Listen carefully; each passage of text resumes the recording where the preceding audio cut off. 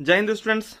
LNMU part 2 exam 2022 part 2 को BCom part 2 कर दीजिए, क्योंकि अभी जो मैं वीडियो बना रहा हूँ वो सिर्फ कॉमर्स के लिए है। ठीक है, तो एलएनएमयू बीकॉम पार्ट 2 एग्जाम 2022 उसमें जो पेपर 3 है बिजनेस रेगुलेटरी फ्रेमवर्क, उसका मस्ट भी है क्वेश्चन मैं लेकर आया हूँ।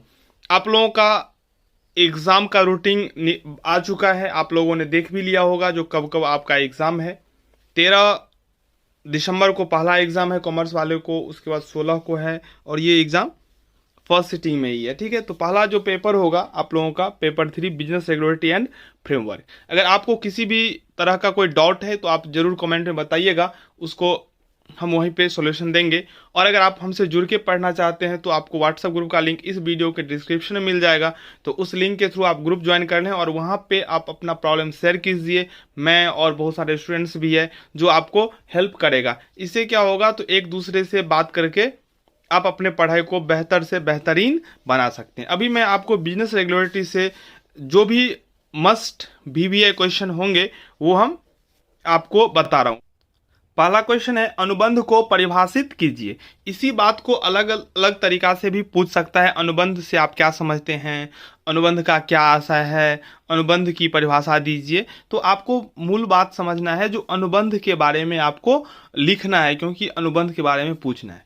उसके बाद है इसी में वैध अनुबंध, यानी कि वैलिड जो कॉन्ट्रैक्ट होगा उसका क्या आवश्यक तत्व है वो बताना है। तो इस क्वेश्चन में कुछ और भी जोड़ सकता है, अनुबंध को परिभाषित कीजिए, अनुबंध की प्रकृति को लिखें, अनुबंध की विशेषता को लिखें, वैध अनुबंध क्या होता है, वैध अनुबंध के लिए कौन कौन आवश्यक तत्व है। तो आपको इस सभी कंसेप्ट को देखकर जाना है, सभी टॉपिक्स को क्लियर करके जाना है, ताकि आपका एग्जाम बहुत अच्छा हो। कुछ क्वेश्चन कुछ भी रहे, बहुत सारे स्टूडेंट्स ऐसा करते हैं जो डिटो क्वेश्चन को याद कर लेते हैं, अगर उससे थोड़ा भी डिफरेंस एग्जाम में पूछता है तो वो छोड़ के आ जाते हैं, बोलते हैं जो मुझे याद नहीं था। लेकिन आप ये समझिए, जो मैं अभी आपको क्वेश्चन बता रहा हूँ, अगर सभी क्वेश्चन को आप ध्यान से पढ़ के जाते हैं तो आपको जो भी क्वेश्चन आएगा आप लिख के आएंगे। ठीक है, मैं जो अभी क्वेश्चन दे रहा हूँ अभी सिर्फ क्वेश्चन के बारे में बता रहा हूँ, फिर सभी क्वेश्चन पर एक एक करके डिटेल्स में वीडियो बनाऊंगा और आपको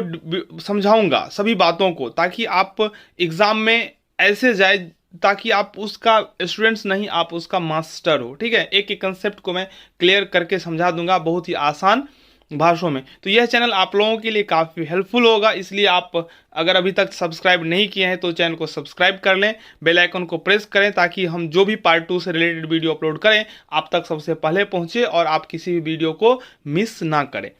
ठीक है, दूसरा प्रश्न है, स्वतंत्र सहमति का क्या अर्थ है, यानी कि स्वतंत्र सहमति क्या होता है। स्वतंत्र सहमति को परिभाषित करें।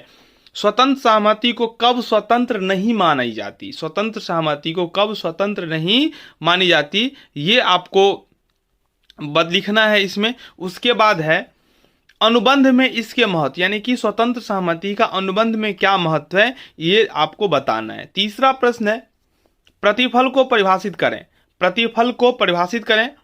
प्रतिफल के बिना सभी ठहराव व्यर्थ होते हैं। प्रतिफल क्या होता है, और प्रतिफल नहीं होने के अभाव में सभी ठहराव व्यर्थ होता है, ये बात सही है।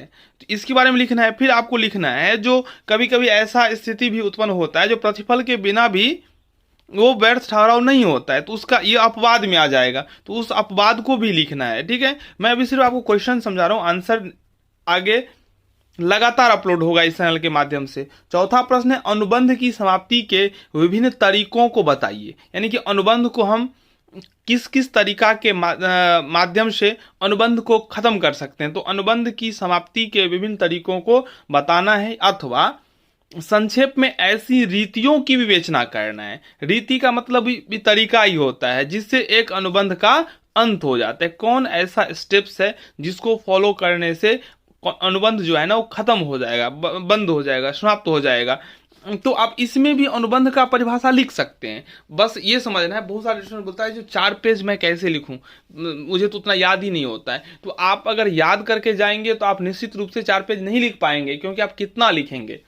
ठीक है, तो आप एक एक टॉपिक्स में सिलेबस के अकॉर्डिंग भी क्वेश्चन दिया हूँ, ठीक है। जो आपका सिलेबस है पार्ट 2 का, मैं उम्मीद करता हूँ आप लोग सिलेबस भी देखे होंगे, ठीक है। और नहीं देखे हैं तो सिलेबस भी अपलोड होगा इस चैनल के माध्यम से, तो आप सिलेबस को एक बार देख लीजिएगा, ठीक है। तो सिलेबस को ध्यान में रखते हुए मैं क्वेश्चन गेस कर रहा हूँ, तो आप सभी टॉपिक्स को देख कर जाएं, आपका एग्जाम बहुत अच्छा होगा। कैसे आंसर लिखेंगे ये भी बताएंगे। आप लोग इस वीडियो को अपने फ्रेंड्स के साथ जरूर शेयर करें। अधिक से अधिक स्टूडेंट्स को अगर आप इस चैनल के माध्यम से जोड़ लेते हैं तो हम लाइव क्लास आएंगे, क्योंकि लाइव क्लास करने के लिए कम से कम 30-40 स्टूडेंट्स का होना जरूरी होता है, तभी लाइव में अच्छा लगता है। तो अगर आप अपने अपने फ्रेंड्स को इस चैनल के माध्यम से जोड़ लेते हैं तो हम लाइव क्लास आप लोगों के लिए प्रत्येक दिन लाऊंगा, ठीक है। 5वां प्रश्न है, विक्रय अनुबंध क्या है? विक्रय अनुबंध क्या है? विक्रय अनुबंध के लक्षणों का वर्णन कीजिए। विक्रय अनुबंध के लक्षणों का वर्णन करने, सबसे पहले आपको विक्रय अनुबंध के बारे में लिखना होगा, फिर विक्रय अनुबंध के जो लक्षण या विशेषता है वो लिखना है, और विक्रय के अनुबंध में समझौता में क्या अंतर है वो भी आपको इस क्वेश्चन में लिखना है।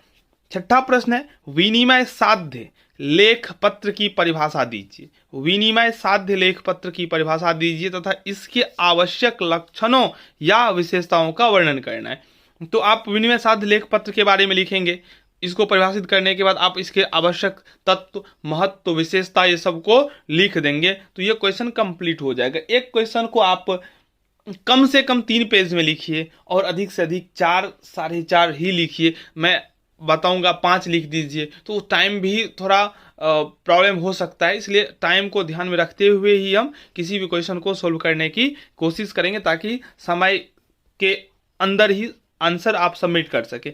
7वां जो भी क्वेश्चन है वो, सीमित दायित्व साझेदारी से आप क्या समझते हैं? सीमित दायित्व साझेदारी से आप क्या समझते हैं? इसकी प्रकृति एवं विशेषता का वर्णन कीजिए। सीमित दायित्व साझेदारी, इसकी प्रकृति और इसका ही विशेषता, यानी कि सीमित दायित्व साझेदारी की विशेषता को आपको लिखना है। साझेदारी के बारे में भी पढ़ लीजिएगा, जो साझेदारी क्या होता है, तो इसे लिखने में भी आपको आसानी हो जाएगा। मैं अभी बता रहा हूं, मैं सभी टॉपिक्स पे वीडियो जरूर अपलोड करूंगा, ठीक है।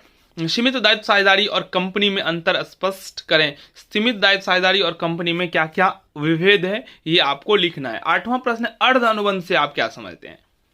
अर्ध अनुबंध क्या होता है? ये साधारण अनुबंध से किस प्रकार अलग है? तो अर्ध अनुबंध आप लिख देंगे, फिर अनुबंध के बारे में लिख देंगे, फिर दोनों में डिफरेंस वहीं से उठा के आप लिख सकते हैं। यानी कि आपने जो ऊपर में आंसर लिखा होगा ना, उसी से आप नीचे भी आंसर लिख सकते हैं। बस आपको समझ आना चाहिए जो आप क्या लिखे हैं और आपको क्या लिखना है। तो इस चैनल के माध्यम से एक एक बात आपको समझाया जाएगा। चलिए अगला क्वेश्चन है, क्रेता सावधान के नियम से आप क्या समझते हैं? क्रेता सावधान के नियम से आप क्या समझते हैं? इस नियम के कोई अपवाद है तो उल्लेख करें। क्रेता सावधान के नियम आपको लिखना है, फिर उस नियम का कोई अपवाद होगा तो वो आप लिख दीजिएगा। 10वां प्रश्न है, एजेंट या एजेंसी की परिभाषा दीजिए। एजेंट या एजेंसी की परिभाषा दीजिए। एजेंट का प्रकार आपको बताना है, फिर एजेंसी के संबंध में किन किन तरीकों से सृजित किए जा सकते हैं वो आपको लिखना है। 11वां प्रश्न, उपभोक्ता संरक्षण अधिनियम 1986 की मुख्य विशेषताओं का उल्लेख करें। इसमें तो उपभोक्ता संरक्षण अधिनियम क्या है ये तो नहीं पूछा है, लेकिन आपको लिखना पड़ेगा उपभोक्ता संरक्षण अधिनियम क्या है, उनमें उपभोक्ता को कितने अधिकार दिए गए हैं, कितने कर्तव्य दिए गए हैं, स्थापित करने का क्या उद्देश्य था, उसका क्या विशेषता था। तो एक एक टॉपिक को आपको लिखना है, ठीक है। तो पेपर 3 हो जाएगा आपका बिजनेस रेगुलेटरी फ्रेमवर्क। पेपर 4 जो है कॉर्पोरेट अकाउंटिंग, उसको भी अभी से हम वीडियो अपलोड करते हैं। और आप लोग अगर इस चैनल के माध्यम से अधिक क्वेश्चंस को जोड़ लेते हैं तो लाइव क्लास हम स्टार्ट अभी ही कर देंगे, ताकि आप लोगों को किसी भी टॉपिक में प्रॉब्लम ना हो। मैं कोशिश करूंगा जो अगर आप कुछ नहीं पढ़ रहे हैं फिर भी आपका एग्जाम बहुत अच्छा हो। बस आपको हमारे साथ जुड़कर हम जो कर रहे हैं वो पढ़ना है। यह चैनल आपको पार्ट 2 में हेल्प करेगा अभी एग्जाम में, फिर पार्ट 3 है, तो लगातार आपके लिए यह चैनल हेल्पफुल वीडियो डालता रहेगा।